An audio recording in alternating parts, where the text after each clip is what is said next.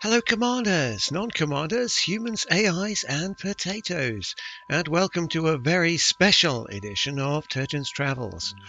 The next episode of the series will be number 50. I know, 50, it's amazing. If you'd popped up behind me when I was making Mojo Moon and said, do you know, one of these days you'll be making a 50th episode full of CGI effects and an entire cast of weird characters you've added along the way, I certainly wouldn't have believed you. Well, I'd probably also be saying, who are you? How did you get in here? Anyway, 50 episodes. So, to celebrate that, I thought I'd take us on a little journey, explaining where Turjan's Travels came from, how it got to where it is today, and where it might be going in the future. Everybody ready? Then let's head out.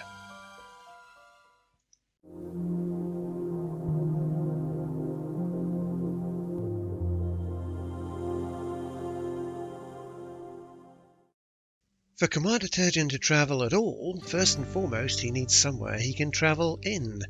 And that somewhere is the incredible 1-to-1 scale galaxy of Elite Dangerous by Frontier Developments. It truly is an amazing game, so a very big thank you goes out to FDev for creating such an amazing world for us arty types to play around in. And now, let the travels begin!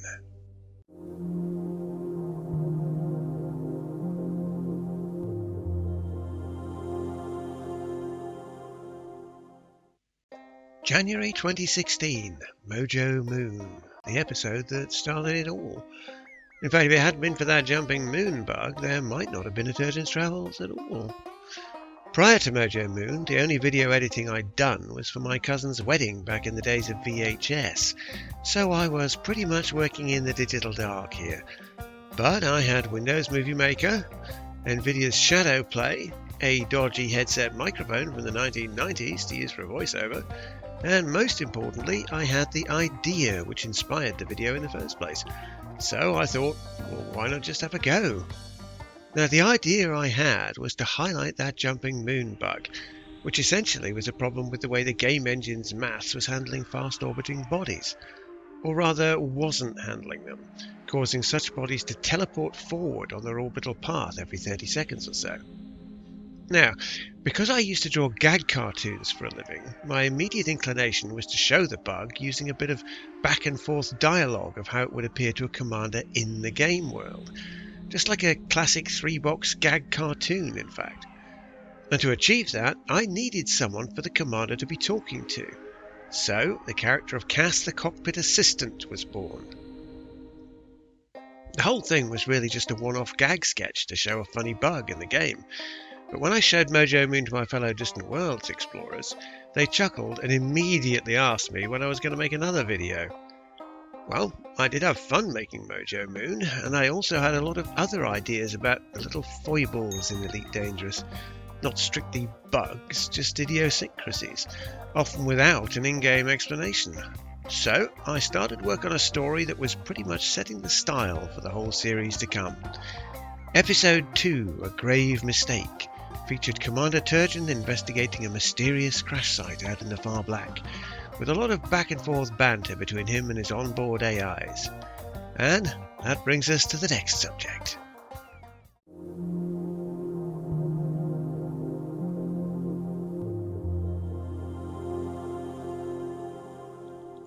That's AIs plural, because joining Cass in episode 2 was another AI, Savi, the cockpit assistant in Turjan's surface reconnaissance vehicle. Now, initially I was going to have a male character, but all the synthetic male voices I tried just didn't have enough personality to them somehow. And then I came across Savi's voice, and I knew in an instant I'd found the right one. Savi's character has a sort of worldliness, an appropriately grounded quality to it that Cass just doesn't. And I knew that between them they'd make a good balance. But where's the fun if everything's balanced, eh? You've got to have a bit of spice in the mix to keep things interesting. And that's where Andrea came in. Episode 5, Space Zombies, formally introduced the Distant Worlds expedition as the backdrop for Turjan's adventures, as well as seeing the first appearance of everyone's favourite cyber pixie, Andrea. In a way, Andrea is actually the linchpin for the entire series. My original idea was to have her and Cass merge into one new entity called Cassandra. But while I was editing the Space Zombies episode together, something happened. Andrea started talking to me. Not literally talking to me, of course, but there was just something about her character. It was something that the writer in me instinctively knew was important. You see, Andrea is a wild card, an outsider, the joker in the pack. She didn't have to follow the rules that Turjan and Cass and Savi did, and that rebellious quality was to set the stage for something rather special. It was round about this time that I fell in with fellow YouTubers Kamata's Shabooka and Josh Hawkins, the hosts of a newly created Elite Dangerous livestream called The Broadcast, a show that was to play quite a large part in my life and still does to this day. In fact, it's fair to say that this 50th edition special video wouldn't even exist without the friendship and support of The Broadcast. So, that brings us to...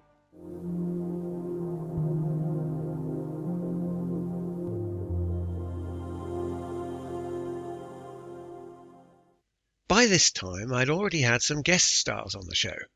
Distant Worlds co-organizer Dr. Kai, Radio Sidewinder's Cold Glider, and of course the one and only Obsidian Ant. But the difference with Josh and Shabooka is that, like me, they too were making story-based Elite Dangerous videos.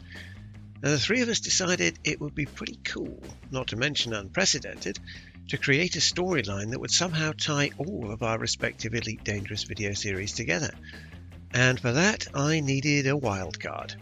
But of course, I already had one. Andrea. So I came up with the idea of the Andrea Array, a galaxy-spanning network of space spy telescopes, all run by illegal AIs. The Andrea Array was to play a central part not only in Turjan's travels, but also in Shabooka's Legacy series and in Josh Hawkins' Exploring the Milky Way Galaxy videos. I've put links to both of those in this video's description, just in case you haven't seen them. And I do advise you to watch them, but make sure you finish watching this video first. So, Commanders Shabooka and Turjan met up in episode 13 of Turjan's Travels, where both characters were on their way back from the Distant Worlds expedition. Hints about the Andrea Array were to appear throughout the next 7 episodes of the show, finally culminating with the Commander Hawkins crossover episodes Mutiny and AI Spy. My work with Shabooka and Josh highlights something special about Elite Dangerous. Its amazing community. I have never encountered anything like it in all my years of playing games online. It is truly a rare and special thing, and one that without which I literally wouldn't be able to play the game at all. Why do I say that? Well, in September 2017, I was to experience firsthand just how awesome the Elite Dangerous community can be.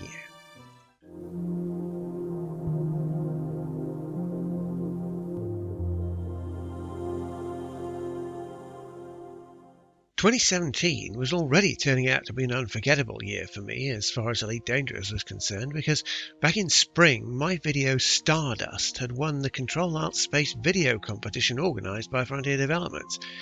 I still consider it to be one of the best videos I've made, and even today if I find myself talking to someone who's only ever seen one of my videos, that video is almost certainly Stardust. But the year wasn't over yet, and it had another Elite Dangerous surprise in store for me. At that time, I was playing Elite on a beaten-up old dual-core Athlon PC. It was glitchy and twitchy, but it worked, mostly. As a full-time carer, my ability to improve on that rig was somewhat limited, so I was pretty resigned to my lot, really. But the broadcast community had other ideas. One morning I answered the door to a delivery guy with a stack of boxes. I thought there must have been some kind of mistake, because the boxes turned out to contain an entire PC system along with an Oculus Rift. And then I noticed a contact name on the boxes. It was Shabooka from the broadcast. I immediately jumped online and pinged him, asking if he'd gone crazy or something. And that's when he hit me with the story of Operation Stone Star. For an entire month, right under my nose, yet also completely behind my back, if that makes any kind of sense, the broadcast community had got together and chipped in to get me a new system to replace my failing old Athlon. I was speechless. I had absolutely no idea of what they'd been up to all that time, and now here I was in possession of not only a powerful new PC, but also virtual reality. I dubbed my new system the Stone Star in honour of the Broadcast secret project, and immediately put it to work to make episode 34, The Iceman Cometh. The first episode made in a sensible resolution, and featuring footage taken in VR. Yep, there is simply no community like the Elite Dangerous community. And then, hot on the heels of Operation Stone Star, came Christmas 2017. Now, I was still riding high on the wave of Operation Stone Star, and I wanted to give something back to our community. So, I came up with the idea for a big Christmassy collaboration on YouTube. And with the help of the ever-efficient Commander Greatest, we managed to assemble an unprecedented crew of video makers, musicians and artists, and the end result was YuleTube, a multi-channel Christmas special with stories featuring myself, Shabooka, Ascorbius, Machine, Ghost Giraffe, Paroxysm, Yamik, Spatula, Obsidian Ant and others, as well as some amazing music by Tom Cook. And talking of Tom Cook's YuleTube themes brings us to another element of Turjan's travels, the music.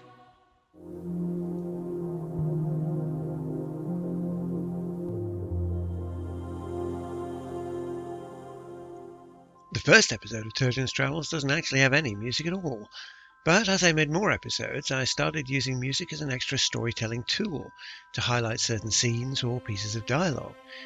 Initially, I was just using YouTube's own music library along with some other copyright-free and Creative Commons music I found online, but episode 17 saw something new. Turjan's Travels acquired its own theme tune. The creator of that tune is Nathan McCree, the musical composer for a little series of games you might have heard of called Tomb Raider. He also just happens to be my cousin, so the idea popped into my head one day to give him a nudge and ask if he could come up with an intro theme for the show. Now, music can be an incredibly powerful storytelling tool of its own, and in the course of making Turjan's Travels, I've been fortunate to encounter several amazing musicians within the Elite Dangerous community itself. Fellow video maker Commander Ascorbius is quite the composer himself, as it turns out. And then, of course, we have Commander ToCoSo, aka Tom Cook, the genius behind the Ballad of Turgan Sandstone. He took my simple words and turned them into something really rather special. There is literally no instrument he doesn't play or style he can't write. He is a musical polymath, and it's his musical spirit that ties all the YuleTube episodes together. Miguel Johnson is another amazing composer in our community, and it was his powerful and emotive music that helped me to weave together the sad mystery of Lillian Laverne and the Guardian Ruins in episode 45. Oh, and on that subject, let's move on to the next thing I want to talk about, shall we?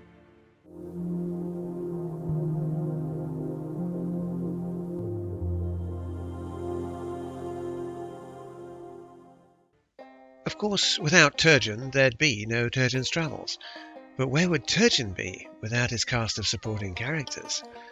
Initially, it was just him and Cass.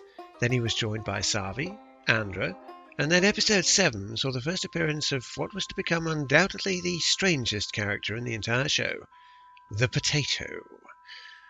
The creation of the Potato was quite literally a Bob Ross-level happy accident. It really did happen just as you see it in the episode, when a chunk from a mineral node actually did jam the SRV's turret. I had no idea at the time that incident would eventually lead to Turjan having a potato-shaped alien engineer wandering about his ship, who can create androids from space dust and who only Turjan can understand. Yep, he's certainly grown over time as the little potato guy, both figuratively and literally. Science Guy was another unexpected character. He was originally only going to appear in one episode, but the viewers took a bit of a shine to him, so I wove him into my upcoming Andrea Array story arc. And then, of course, we have the other Starstones, Gwydion and Turjana. I was getting used to voicing multiple characters by the time I added creepy Uncle Gwydion. But Turjana, well, that's a different matter. More on that later, though. Gwydion, though, I have to confess, I do like Turjan's creepy uncle. Thank you, dear boy. It is nice to be appreciated in these troubled times. Cheers, Uncle. He's a bit of a misunderstood character, really. Is he creepy? Certainly. Is he dangerous? Definitely. Is he evil? Actually, no. My intention for Gwydion was always for him to be a sort of shadowy puppet master, manipulating events behind the scenes. However, he is not without a heart. Ultimately, everything he does is motivated out of goodwill, even if his methods may seem a little obscure sometimes, and his demeanour is, well, you know, he's complicated. As in fact is his niece, Turjana. I did initially have mixed feelings about adding Turjan's sister to the show, but quite simply, it was where the story arc was telling me to go. And it did lead to the episode I'm probably most proud of, episode 41. I expect that choice will come as a surprise to some people, but it brings us nicely to the next subject.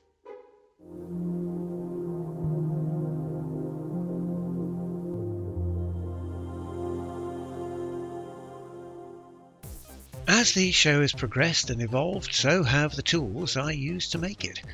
The two biggest changes have been swapping from the somewhat limited video editor Windows Movie Maker to the really rather excellent HitFilm Express, and the introduction of CGI to the show via the animation and effects program iClone. The first piece of iClone footage actually appears in episode 39, and you can hashtag blame both Ascorbius and Kamata Machine for that, because their assistance with that episode is what persuaded me to go full iClone myself, and it saw the introduction into the very next episode, Girls Things, of iClone versions that I'd crafted based on the elite holomies of Turjan and Cass. Girls Things also saw the very first appearance of Turjan's twin sister, who was to star in the next episode, appropriately called Turjana.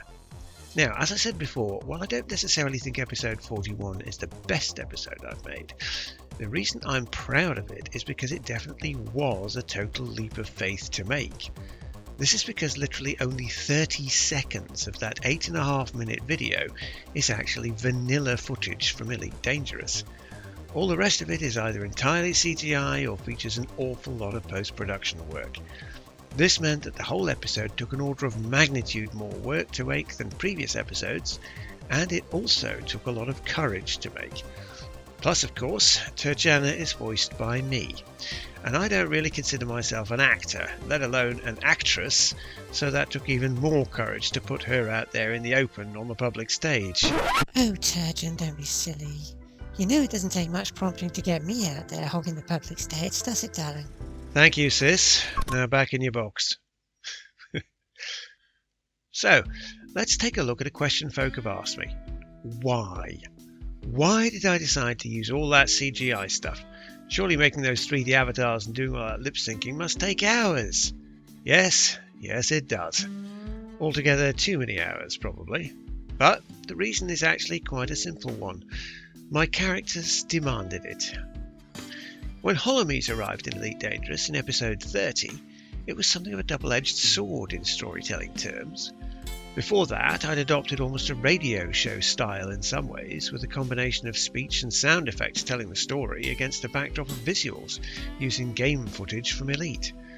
But with the new and amazing holomies, now at last my characters get actual faces.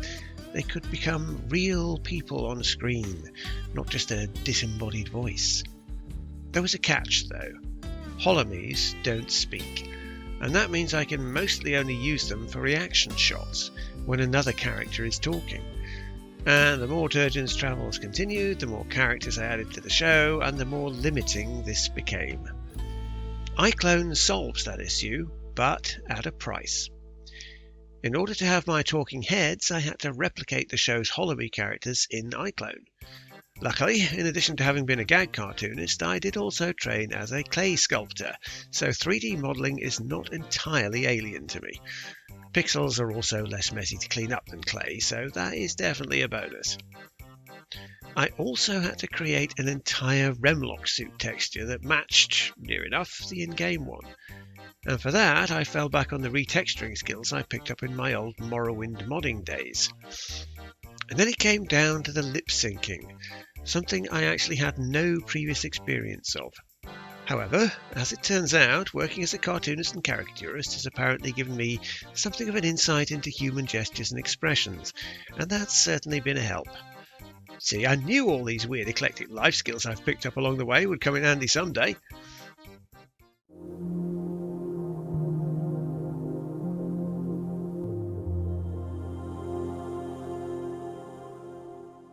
So, what does the future hold for Turjan's travels? Do I have an entire story arc planned out for our plucky heroes? And is Turjan's Travels an Elite Dangerous only show? Well, I can definitively answer that last question. No, it is not. I'm a bit of a magpie when it comes to storytelling, really. If another game has a feature that I think will help to tell my tale, then I'll gladly nick it. In addition to Elite Dangerous, to date the show has also used footage from No Man's Sky, Skyforge, Aircar and Blade Runner Memory Lab. Will it use footage from other games in the future? Oh, undoubtedly. And the leading contender for that right now is probably Star Citizen. I have already tested Star Citizen as a potential stage, in fact, with a little video called Boxman, link in the description below. Elite Dangerous itself is due for some pretty hefty updates in 2020, of course, and I've no doubt those will be playing a major part in the show's future too. Ultimately, while the galaxy of Elite Dangerous is where Turjan's Travels was born, the show itself has grown and evolved into its own entity now, and I simply go where the story takes me. Well, I guess that about wraps it up for this 50th special retrospective video. I think I'll close with a couple of questions posed to me by one of my Patreon supporters, Kamata. He asked, if I could do an episode of Star Trek in Turjan's Travels, which would it be? Well, I suppose there's always the trouble with taters. He also asked if I could describe Turjan's Travels in 3 words. 3 words? Well, alright. I believe I can. I would describe the show as a quirkily quixotic quiddity. And that's that, folks. I'd like to thank you all for watching and for your continued support over the years. The next episode of Turjan's Travels, number 50, will continue Turjan's quest to catch up with the mysterious galactic thief Lillian Laverne. I hope to see you there, and as always, travel safe, Commanders.